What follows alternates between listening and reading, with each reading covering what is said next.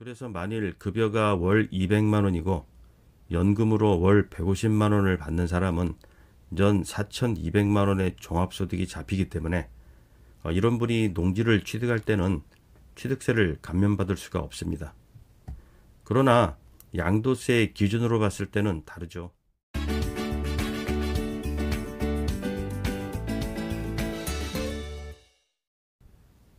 안녕하십니까. 농지종합정보 채널 파머스랜드입니다. 이번 시간에는 농지를 취득할 때 내는 취득세와 그 감면 조건에 대해서 알아보겠습니다. 농지는 일반 토지와는 취득세율이 다르죠. 그리고 그 취득이 매매가 됐건 상속이 됐건 아니면 증여가 됐건 자경농민과 귀농인에 대해서는 취득세를 대폭 감면해주고 있습니다. 여기서 잠깐 농업인의 세제 혜택과 관련해서 많은 분들이 혼동을 하는 부분이 있는데 일단 그걸 먼저 정리할 필요가 있을 것 같습니다. 바로 농지에 대한 취득세와 양도세의 감면 조건인데요. 이 둘은 서로 비슷한 것 같으면서도 다른 점이 있기 때문에 그 차이를 확실하게 알고 있어야 합니다. 취득세는 지방세이기 때문에 지방세법에 따르고 그 감면에 대한 내용은 지방세 특례 제한법에서 다루고 있고, 양도세는 국세로서 소득세법을 따르고 그 감면에 대한 내용은 조세 특례 제한법에서 다루고 있습니다. 둘 다 자경농민을 위해서 세금 혜택을 주고는 있지만 각각 요구하는 조건은 분명한 차이가 있습니다. 먼저 농지를 놓고 보면 취득세의 경우 감면의 대상이 되는 농지는 취득 당시 공부상의 지목이 전답과수원으로서 실제로 경작에 이용되는 토지로 그 범위를 한정하고 있습니다. 이에 비해 양도세에서는 감면의 대상이 되는 농지를 지적공부상 지목에는 관계없이 실제로 경작에 이용되는 토지로 규정을 하고 있습니다. 그러니까 예를 들어 경작에 이용되고 있는 농지의 지목이 전답과수원이 아니라 잡종지나 대지라면 이런 토지는 매입을 할 때 취득세를 감면받을 수가 없습니다. 그러나 이 토지는 파는 사람 입장에서 보면 그동안 8년간 감면 조건을 갖추고 경작을 해왔다면 매도 시 양도세를 감면받을 수가 있다는 것이죠. 그리고 이 토지를 매입한 사람도 비록 취득세는 감면을 받지 못했지만 취득을 한 후에 8년간 감면 조건을 갖추고 계속 농지로 이용을 한다면 나중에 처분할 때는 양도세를 감면받을 수가 있습니다. 또 한 가지 다른 점을 볼까요? 역시 많은 분들이 물어보는 내용인데 바로 소득에 대한 조건입니다. 이건 특히 주의할 필요가 있습니다. 취득세 감면의 경우는 농지를 취득하기 직전 연도 1년의 소득을 따지고 그 소득은 농업 외 종합소득 금액의 합이 연 3,700만 원 미만이 돼야 합니다. 그러니까 근로, 사업, 연금, 이자, 배당, 기타 소득 이 6가지가 모두 포함이 된다는 것이죠. 이에 비해 양도세의 경우는 취득 후 8년간의 제천작용 기간에 대한 소득을 따집니다. 그리고 그 소득은 농업 외 종합소득 금액 전부가 아니라 이중 근로소득과 사업소득만 포함이 됩니다. 그러니까 이 두 가지를 제외한 나머지 종합소득, 즉 연금, 이자, 배당, 기타 소득은 여기에 포함이 되지 않습니다. 같은 3,700만 원이라도 사실은 그 기준이 엄연히 다르다는 것이죠. 그래서 만일 급여가 월 200만 원이고 연금으로 월 150만 원을 받는 사람은 연 4,200만 원의 종합소득이 잡히기 때문에 이런 분이 농지를 취득할 때는 취득세를 감면받을 수가 없습니다. 그러나 양도세 기준으로 봤을 때는 다르죠. 여기서 연금소득 1,800만 원은 포함이 안 되고 근로소득 2,400만 원만 반영이 되기 때문에 감면을 받기 위한 소득 조건은 충족이 된다는 것입니다. 이렇게 자경농민을 위한 세제상의 혜택도 취득세와 양도세가 요구하는 감면의 조건이 다르다는 점을 확실하게 알고 있어야 나중에 착오가 생기지 않습니다. 그럼 이제 농지의 취득세율을 알아보겠습니다. 표에서 보듯이 일반적인 농지의 취득은 주로 매매, 증여, 상속 이 세 가지 형태로 일어나고, 그리고 각각 자경농민과 귀농인에 대해서는 감면이 적용됨을 알 수가 있습니다. 여기서 중요한 건 바로 이 자경농민과 귀농인에 대한 조건인데요. 우선 이 두 가지의 정의부터 알아야 합니다. 지방세 특례제한법 시행령 제3조를 보면 자경농민이란 다음에 세 가지를 갖춘 사람을 말합니다.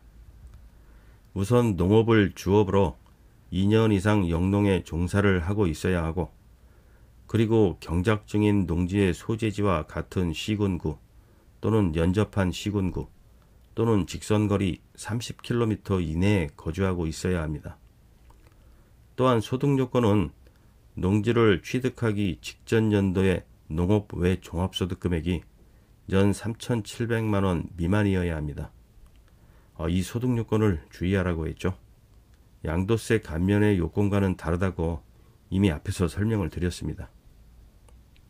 그리고 귀농인은 다음의 요건을 모두 갖춘 사람을 말하는데, 농촌 지역으로 이주하기 전 농촌 외 지역에서 1년 이상 전입신고와 실제 거주를 해야 하고, 또 귀농하기 전 1년 이상 농업에 종사하지 않아야 하며, 그리고 농촌 지역으로 전입신고를 하고 실제로 거주를 하는 사람을 말합니다.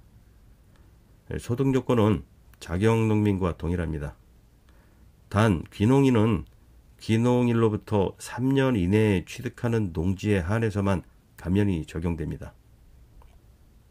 다시 표를 보시면 이렇게 취득의 주체는 일반인과 자경농민 또는 귀농인 이 두 가지로 분류가 되는데, 일반인은 자경농민이나 귀농인의 조건을 갖추지 못한 사람들, 그러니까 신규로 농지를 매입하거나 아니면 취득하려는 농지와는 멀리 살거나 아니면 소득이 많거나 또는 주말 체험용으로 1,000제곱미터 미만의 농지를 매입하는 분들이 전부 여기에 해당이 되겠죠. 그래서 취득세율은 농어촌 특별세와 지방교육세를 모두 합쳐서 이렇게 나오는데, 세율은 보시는 것처럼 매매나 증여에 비해서 상속으로 인한 취득이 가장 낮습니다. 특히 자경농민이나 귀농인에게 있어서는 상속으로 인한 취득세가 매매나 증여에 비해서 10분의 1 정도에 불과한데요. 그래서 영농에 종사하시는 분들은 이 취득세만큼은 상속으로 인한 취득이 가장 유리하다는 걸 알 수가 있습니다. 사실 요즘처럼 농지 매매가 거의 안 되는 상황에서는 상속과 증여로 인한 취득의 비율이 높아질 수밖에 없는데요. 눈여겨볼 필요가 있는 것 같습니다. 또한 이 상속과 증여는 취득세 말고도 상속세와 증여세를 별도로 내야 하는데, 마찬가지로 각각 영농상속공제와 영농증여라는 세금 혜택이 있으니까 궁금하신 분들은 이 영상들을 참고하시면 되겠습니다. 그리고 과세 표준도 좀 차이가 있습니다. 매매는 거래 금액이 있으니까 당연히 취득가액이 과세 표준이 되겠지만, 상속과 증여는 무상 취득에 해당되기 때문에 시가 표준액인 개별 공시지가가 적용이 됩니다. 다만 증여의 경우는 시가 인정액을 우선 적용하는데, 시가 인정액이란 증여일 6개월 전부터 해당 농지에 대한 매매 사례나 경매, 공매, 감정 등 객관적으로 확인이 가능한 가액을 말합니다. 다만 확인이 불가능한 경우는 역시 개별 공시지가가 적용이 됩니다. 다음은 추징 사유를 알아보겠습니다. 농지를 취득할 때 취득세를 감면받았다고 해도 추징 사유에 해당되면 나중에 다시 토해낼 수가 있습니다. 이 또한 자경농민과 귀농인의 요건이 좀 다릅니다. 자경농민은 농지 취득 후 2년 이내에 경작을 하지 않거나 또 취득한 농지의 경작기간이 2년 미만인 상태에서 매각, 증여, 타용도로 사용하는 경우에는 추징을 당하고, 귀농인은 취득 후 2년 이내에 경작을 하지 않거나 경작기간이 3년 미만인 상태에서 매각, 증여, 타용도로 사용하는 경우에 추징을 당합니다. 이건 경작기간이 1년이 더 깁니다. 그리고 귀농인은 또 2가지 요건이 더 추가가 되는데, 귀농일로부터 3년 이내에는 취득한 농지의 소재지 시군구 또는 연접한 시군구 또는 직선거리 30km 밖으로 이주하는 경우, 그리고 농지 취득일의 다음 과세년도부터 3년 이내에 농업 외 종합소득이 연 3,700만 원을 넘는 경우도 추징을 당합니다. 그러니까 귀농인은 취득세를 감면받고 난 후에 다시 멀리 이사를 하거나 아니면 농업 외로 벌어들이는 소득이 많아지면 진정한 귀농이 아니라 판단하고 감면해준 취득세를 돌려받겠다는 것이죠. 그런데 자경농민은 이 2가지 조항이 없습니다. 자경농민은 농지를 취득한 후 소득이 연 3,700만 원을 넘기거나 다른 곳으로 이주를 해도 감면받은 취득세는 추징당하지 않습니다. 그러나 나중에 그 농지를 처분할 때 양도세를 생각한다면 소득이나 거주의 조건은 가급적 지키는 게 좋습니다. 양도세는 최소한 8년 동안은 제촌 자경의 조건을 충족해야 하기 때문에 처음부터 미리 준비를 하지 않으면 힘들어집니다. 따라서 취득세 추징 사유가 소멸된다고 해도 감면 조건을 그대로 유지하는 게 바람직합니다.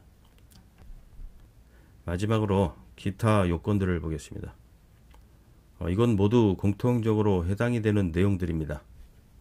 먼저 취득하려는 농지는 농지의 소재지가 주거, 상업, 공업지역 밖에 있어야 합니다.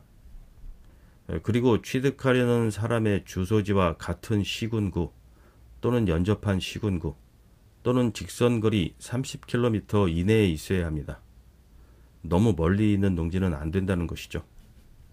또한 기존에 소유하고 있는 농지와 새로 취득하려는 농지의 면적의 합이 농업진흥지역 밖의 농지는 3만 제곱미터, 농업진흥지역 내의 농지는 20만 제곱미터까지만 감면이 적용됩니다. 그리고 이 감면 규정은 일몰 기한이 있죠. 자경농민에 대한 감면은 2026년도까지, 귀농인에 대한 감면은 2027년도까지 일단 한시적으로 적용이 됩니다.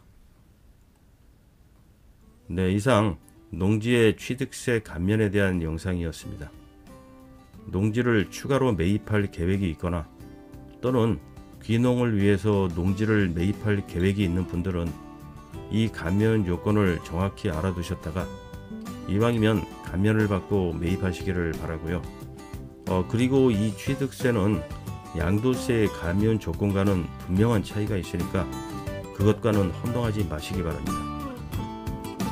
네, 그럼 오늘 영상 여기서 마치겠습니다. 끝까지 시청해 주셔서 감사합니다. 파머스랜드였습니다. 안녕히 계십시오.